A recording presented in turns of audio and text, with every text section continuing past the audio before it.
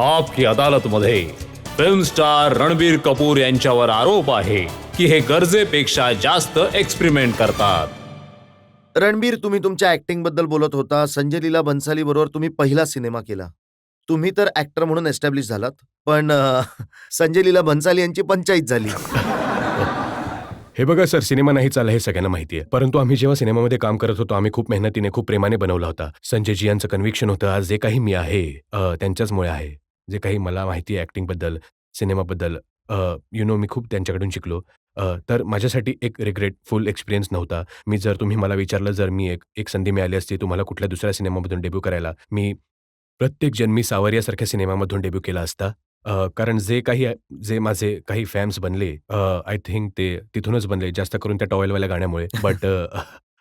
But माझ्यासाठी खूपच सुंदर सिनेमा होता. परंतु असं नाही की एक सिनेमा नाही चालला त्यानंतर तुम्ही दुसरा सिनेमा केला, त्या प्रकारचा सिनेमा नाही केला ज्या प्रकारचे सिनेमे लोकांना हिरो बनवतात, स्टार बनवतात. वेकअप सीड एक असा सिनेमा होता जो नवीन प्रकारचा एक्सपेरिमेंटेड जेव्हा सिनेमा माझा होता. सिनेमा लॉन्च झाला तेव्हा खूप लोक मला चॉकलेट बॉय बोलायचे. तर मला समजायचं नाही की हे चॉकलेट बॉय काय असतं. मी चॉकलेटसारखा दिसत नाही.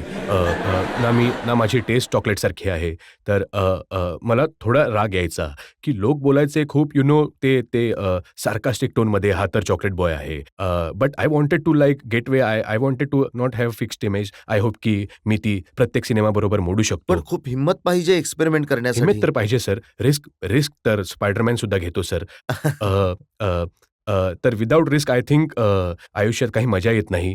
जे तुम्ही करत असता खूपच फ्लॅट होऊन जाईल. तर जर तुम्ही रिस्क घेता, जर हिट होईल, फ्लॉप होईल, तर हे तुमच्या हातात नाहीये. परंतु हे मला माहिती आहे की मी जर चांगल्या डायरेक्टर बरोबर काम करत आहे, इंटरेस्टिंग कॅरेक्टर्स पण करत आहे. तुमच्यासारखा यंग ऍक्टर, जो बडिंग ऍक्टर आहे, ज्याने काही दिवसांपूर्वी डेब्यू केलंय, त्याने एका सिनेमामध्ये सरदारजीचा रोल करावा, विचित्र नाही वाटलं का हे? सर, हा एक इन्स्टिंक्ट सारखा डिसिजन होता. मी जेव्हा कधी मला कोणी सिनेमा ऐकवतो, मी याबद्दल फार विचार करत नाही की आता मी कॉमेडी केली आहे, तर आता मला ॲक्शन करायला पाहिजे किंवा यामुळे मला आणखी फॅन्स मिळतील, मला थोडा आणखी मासी सिनेमा करायला पाहिजे. जर मला काही आवडलं, जर माझं मन सांगत असेल की हो, हे चांगलं होईल, तर मी करून टाकतो ताबडतोब. कसा निर्णय? तुम्ही स्वतः निर्णय नक्की. घेता की तुमच्या पॅरेंट्सशी बोलून निर्णय नाही, घेता? आतापर्यंत सर जे काही सिनेमे मी साइन केले किंवा करतोय, ते सगळे मी माझे स्वतः डिसाईड केलेले आहेत. माझे पेरेंट्स इंटरफिअर करत नाही. जर काही कन्फ्युजन असेल, तर मी जाऊ शकतो त्यांच्याकडे, परंतु अजूनपर्यंत काही कन्फ्युजन नाही झालंय. जो राजनीतीमध्ये तुमचा रोल होता, मला आठवतंय खूपच मॅच्युअर रोल होता. हो. त्यासाठी विशेष तयारी करावी लागली का? हे बघा सर, प्रकाशजी जसं तुम्हाला माहिती आहे, त्यांना खूप नॉलेज आहे, खूप जाण आहे या जगाबद्दल. जे पॉलिटिक्सचं जग आहे, सिनेमाचं जग आहे, तर जे मॅरेज आहे ते स्वतः करून माझ्याजवळ आले होते. जे माझं पात्र होतं ते पॉलिटिशियन नव्हतं. ते एक पॉलिटिकल फॅमिलीचा भाग होतं आणि पॉलिटिक्स आणि पॉलिटिकल गेम्स त्याला खेचून आणते पॉलिटिक्समध्ये, ज्यामुळे तो आपल्या फॅमिलीचा बदला घेऊ शकेल. तर माझ्यासाठी खूपच रिलेटेबल कॅरेक्टर होतं की जर माझ्या फॅमिलीबरोबर कोणी असं केलं, तर मी काय करेन? तर तयारी तर सर्व सिनेमांसाठी होते, पण I think I have been fortunate की मी अशा दिग्दर्शकाबरोबर काम केलं आहे की मी जसे आहेत प्रकाशजी, ज्यांनी खूप मदत केली आहे माझी या सिनेमामध्ये. अच्छा, तुम्ही एक गोष्ट खरी सांगा. जेव्हा एखादा सिनेमा फ्लॉप होता, जसं एक अंजाना एक अंजानी, तुम्ही खूप मेहनत केली, मोठा सिनेमा बनवला, पण तो सिनेमा चालला नाही, तर मी ऐकले की तुम्ही रडता, नाही सर. खूप इमोशनल आहात. नाही सर. मी थोडा डिटॅच्ड आहे. जेव्हा मी सिनेमामध्ये काम करतो, मी मन लावून काम करतो. परंतु जेव्हा संपतो सिनेमा, कसं असतं की आम्ही 100 दिवस एका फिल्म सेटवर काम करतो. तर ते लोक असतात, ते तुमचे जग बनतात. मग सिनेमा संपतो, मग तुम्ही पुढच्या सिनेमावरती जाता. मग नवीन लोक येतात, ते लोक तुमचे जग बनतात. तर खूप इम्पॉर्टंट आहे की एक ॲक्टरला डिटॅच करता यावं, की मी आता या सिनेमापासून डिटॅच झालोय. वाईट वाटतं, बट असं नाही की माझं आयुष्य संपलं आहे. मला जी माझी जर्नी आहे, जो माझा गोल आहे, मला माहिती आहे. मला खूप काही अचीव्ह करायचं आहे. अजून तर फक्त सुरुवात आहे माझी. तर रडत नाही, परंतु वाईट वाटतं. आता लोक वाट बघतायत रॉकस्टारची आणि इथे जितके लोक बसले आहेत आणि जे काही ऑडियन्सेस बघत आहेत, त्यांना तुमच्याकडून जाणून घ्यायचंय की काय आहे असं रॉकस्टारमध्ये? मी आहे. अ,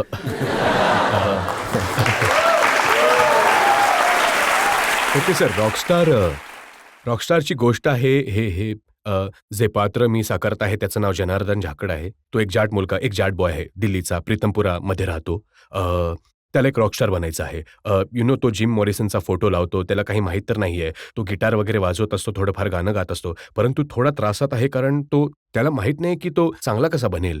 तर एक दिवस एका कॅन्टीनमध्ये जो कॅन्टीनवाला आहे, तो त्याला म्हणतो की दुःख, त्रास, अश्रू खूप गरजेचे असतात एका माणसाच्या आयुष्यामध्ये. जोपर्यंत तुमचं हृदय तुटत नाही ना, आतून संगीत येत नाही, आवाज येत नाही, तर ती गोष्ट त्याला खटकते. कारण थोडा इमॅच्युअर मुलगा आहे. जास्त तर लाईफबद्दल त्याला माहीत नाही. तर त्याला वाटतं की चल जर मी माझं मन दुखावून घेईन, तर कदाचित माझ्या हातून संगीत येईल. तर एक मुलगी आहे हीर, जी स्टीफन कॉलेजमध्ये शिकत आहे. काश्मीरी मुलगी आहे. जी नर्गिस साकारत आहे. तर तिच्याकडे जातो आणि तिच्याबरोबर प्रेमाची ॲक्टिंग करतो, की कदाचित ती त्याचं मन दुखावेल. परंतु त्याच दरम्यान त्यांची मैत्री होते. मग ती त्यांची जर्नी आहे. पुढील 8-10 वर्षांमध्ये त्यांची लव्ह स्टोरी आहे, एक म्युझिकल जर्नी आहे आणि कसं शेवटी तो एक रॉकस्टार बनतो. तुम्ही या सिनेमाबद्दल सगळ्या चांगल्या-चांगल्या गोष्टी सांगितल्या. हे नाही सांगितलं, की या सिनेमामध्ये ॲक्टिंग करण्यासाठी तुम्हाला म्हशीचं दूध काढायला शिकावं लागलं? नाही सर, या सिनेमासाठी मी ॲक्चुअली खूप काही केलं आहे. कारण ही एक अपॉर्च्युनिटी होती माझ्यासाठी, की मी इम्तियाज अलीबरोबर काम करू शकतो. जे माझे खूपच सगळ्यात फेव्हरेट डायरेक्टर आहेत. जे पात्र त्यांनी मला ऑफर केलं होतं, जो सिनेमा मला ऑफर केला होता, हे एक once in a lifetime role आहे. तर यामुळे मला हेच वाटत होतं, की हे पात्र जे आहे एक एक गायकाचं, तो गिटार वाजवतो. तर साहजिकच गोष्ट आहे, की मी जेव्हा ऑडियन्स येऊन बघेल आणि मला गिटारबरोबर, तर असं त्यांना वाटलं नाही पाहिजे, की अरे हा तर असाच मूर्ख, असाच पकडून गिटार पकडून त्याला काही येत नाही. मी रॉकस्टार प्ले करत आहे. तर इट वॉज व्हेरी इम्पोर्टंट की मी गिटार शिकावी. मला संधी मिळाली, की मी ए आर रेहमान साहेबांच्या रेकॉर्डिंगला गेलो होतो. त्यांना पाहिलं प्रत्येक गाण्यामध्ये ते कसे रेकॉर्डिंग करतात. मोहित चौहान जे माझे आवाज आहेत या सिनेमामध्ये, ते कसे गायचे. तर मी खूप सारं प्रिपरेशन केलं यामागे. म्हणजे मी जेव्हा सेटवर येईन, तर हे सगळं माझ्या डोक्यामध्ये बसलं असेल आणि मी एक कॅरेक्टरवर फोकस करू शकेन. या कॅरेक्टरची एक पद्धत आहे. तो कसा बोलतो, कसा चालतो. खूपच स्टुपिड इडियट आहे. परंतु लाईफ आणि एक्सपिरियन्स त्याला काय बनवते. तर स्वतः माझ्यासाठी हा एक एक्सपिरियन्स होता त्या सिनेमामध्ये मला काम हे करणं. विचारायचंय, सगळ्यात युनिक एक्सपिरियन्स काय होता ॲज अ सराउंडिंग? तुम्हाला ते सगळं प्रोव्हाईड केलं असेल, लाइक जाट मग जसं फॅमिली. मी आधी म्हणालो होतो, की संपूर्ण सिनेमाचा जो एक्सपिरियन्स होता, हे जे पात्र होतं जनार्दन झाकड, त्याचं आयुष्य जगण्यामध्ये शूटिंगच्या आधी आम्ही 3 महिने एका जाट फॅमिलीबरोबर राहिलो. त्यांच्याबरोबर जेवलो, वी मिल्क काउज, त्यांची जी खाट आहे त्यावर झोपलो, हुक्का प्यायलो, आय एम त्यांचं अ बोलणं जाट गर्ल. ऐकलं. Oh! You are a Jat girl. Yeah. Oh! मग तुम्ही एक प्रोमो सीन सुद्धा पाहिला असेल, की तो जाट पद्धतीने कसा प्रपोज करतो एका मुलीला. तर तो येतो मुलीकडे आणि म्हणतो, की काय? हीर, Janardan Jakhar, J for short, बात करनी है तुझसे. तर ती म्हणते, की काय? तर म्हणतो, की तू ना बड़ी कूल लगती है मुझे, और हॉट भी कितनी है तू. कमाल कॉम्बो है ना, हॉट कूल सेम टाइम. तर मग मुलगी विचारते एनिथिंग एल्स? तर म्हणतो आय लव्ह यू, गर्लफ्रेंड बन जा मेरी. मग त्याला एक झापड मिळते. असं वाटतंय, की हा सिनेमा तुमचे जे बाकी सिनेमे आहेत त्यापेक्षा एक वेगळ्या प्रकारचा सिनेमा आहे. आणखी एक एक्सपेरिमेंट तुम्ही केलंय. सर, तुम्ही एक्सपेरिमेंट म्हणून थोडं घाबरवत आहात. 1 वर्ष आम्ही लावलं आहे या सिनेमामध्ये काम करण्यासाठी. पण हेच आता जास्त काही बोलणार नाही मी, की हेच 11 नोव्हेंबरला रिलीज आहे, तर ऑडियन्सने येऊन संधी द्यावी आम्हाला. तर मग पाहूया की सक्सेसफुल एक्सपेरिमेंट आहे की फेलियर एक्सपेरिमेंट आहे. नाही, आमच्या शुभेच्छा तर तुमच्याबरोबर आहेतच. जितके काही लोक बसले त्यांच्या सुद्धा शुभेच्छा आहेत. हा सिनेमा नक्कीच सक्सेसफुल होईल. Thank you sir. हे नक्कीच विचारायचंय, की मी ऐकलंय, की ऋषी कपूर साहेब जे तुमचे वडील आहेत, त्यांना आजपर्यंत तुमच्या कुठल्याच सिनेमाने इम्प्रेस केलं नाही. ही गोष्ट खरी आहे. कसं आहे की माझे जे वडील आहेत ते खूपच हॉनेस्ट व्यक्ती आहेत. कधीच कोणाला खुश करण्यासाठी काही बोलत नाहीत. माझी आई जी आहे ती माझी खूप मोठी फॅन आहे. जरी मी काहीही केलं तरी ती तिच्यासाठी खूप चांगलं आहे. परंतु माझ्या वडिलांसाठी ते मला कायम म्हणतात की कसर राहिली, कसर राहिली. ॲक्चुअली हे त्यांचे जे वडील होते ते त्यांना कायम म्हणायचे, कसर राहिली, कसर राहिली. तर तर आय गेस ते ॲक्चुअली मग मी ऐकत होतो एकदा ते आईशी बोलत होते. तर आईने विचारलं त्यांना, की "तुम्हाला कधीच रणबीर का आवडत नाही? का तुम्हाला कधीच त्याचा परफॉर्मन्स आवडत नाही?" तर ते म्हणाले होते त्यांनी एक गोष्ट आठवण करून दिली, की जी त्यांच्या वडिलांनी त्यांना सांगितली होती, की एक मुलगा होता, एक यंग मुलगा होता. तो एक टाईट रोपवर चालत होता रोज आणि त्याच्या वडिलांबरोबर तो रोडवर आणि लोक जमायचे. तर प्रत्येक रात्री एक चांगला शो करायचा आणि लोक टाळ्या वाजवायचे, खूप पैसे कमवायचा. तर प्रत्येक रात्री आपल्या वडिलांना विचारायचा, की "बाबा कसा होता, कसा होता?" आणि बाबा म्हणायचे, की "कसर राहिली, कसर राहिली." तर खूप दिवसानंतर खूप वर्षांनंतर असंच सगळं चालू राहिलं. तर एके दिवशी त्याने आपल्या वडिलांना विचारले, की "कायम मी इतकं मेहनतीने काम करतो, इतकं चांगलं करतो, लोक इतके खुश होतात माझ्यावर, माझ्यावर. तुम्ही का म्हणत असता, की कसं राहिली, कसं राहिली?" तर वडील म्हणतात, की "ज्या दिवशी मी म्हणेन, की खूप छान होता, त्या दिवशी लक्ष विचलित होईल, फोकस निघून जाईल आणि तू कदाचित रूपवरून खाली पडशील. तर आय थिंक हे जे याच्यामागे जो विचार आहे, तो खूप खोल आहे. And I just respected the fact, की कदाचित तो परफॉर्मन्स अजून मी दिला नाहीये, की ज्यामुळे माझे वडील इम्प्रेस होतील."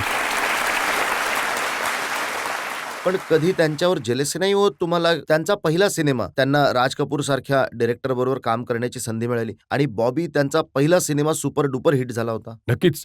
बट ते हे सुद्धा म्हणतात, की बॉबी नंतर त्यांनी काहीतरी 7 फ्लॉप्स दिल्या होत्या. आणि सडनली जिथे स्थानावर ते पोहोचले होते बॉबी नंतर, ते सगळं संपलं होतं. तर त्यांना स्क्रॅचपासून सुरुवात करावी लागली. परत सगळी मेहनत करावी लागली. चांगल्या डायरेक्टरबरोबर काम करावं लागलं आणि मग हळू त्यांनी स्टारडम बनवलं.